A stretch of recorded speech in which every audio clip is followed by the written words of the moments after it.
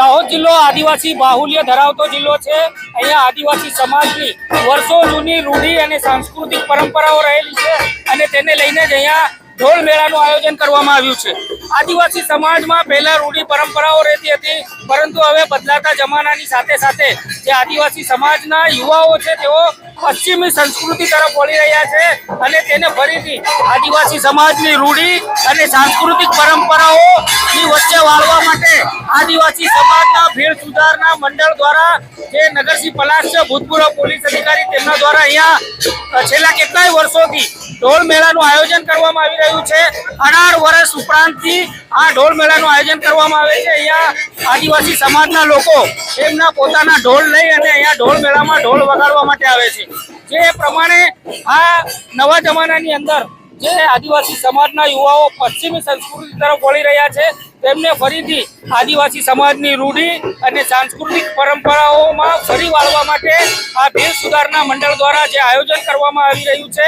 કારણ કે આ દાહોદ જિલ્લો આદિવાસી બાહુલ્ય ધરાવતો જિલ્લો છે। અહીંયા કહેવામાં આવે છે કે પહેલાના જમાનાની અંદર ગામડામાં લોકોને ભેગા કરવામાં આવતા હતા, ત્યારે પણ ઢોલ વગાડી અને લોકોને બોલાવવામાં આવતા હતા। લગ્ન પ્રસંગ હોય કે અન્ય કોઈ પણ ખુશીનો પ્રસંગ હોય તેમાં આદિવાસી સમાજ ઢોલ વગાડી અને આ ઢોલનો આનંદ લેતો હતો। પરંતુ આ વાજિંત્રો વગાડી અને આદિવાસી સમાજના યુવાઓને પશ્ચિમી જે સંસ્કૃતિ તરફ વળી રહ્યા છે, તેમને ફરીથી આદિવાસી સમાજની રૂઢી અને સાંસ્કૃતિક પરંપરાઓ વચ્ચે લાવવા માટે અને લોકો યાદ રાખે તેના માટેનું આ આયોજન છે।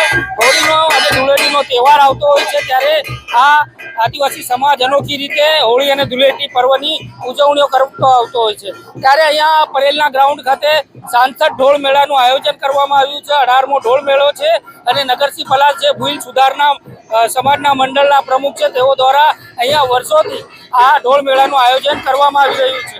આવા કડકડતા તડકાની અંદર પણ ગામડે ગામડેથી, ચાહે મધ્યપ્રદેશ હોય, રાજસ્થાન હોય, દાહોદ જિલ્લામાંથી પણ અલગ અલગ જે આદિવાસી સમાજના લોકો છે તેમની વેશભૂષા ધારણ કરી અને ઢોલ લઈને અહીંયા ઢોળ મેળામાં ઢોલ વગાડવા માટે અને ઢોલનો આનંદ લેવા માટે આવતા હોય છે।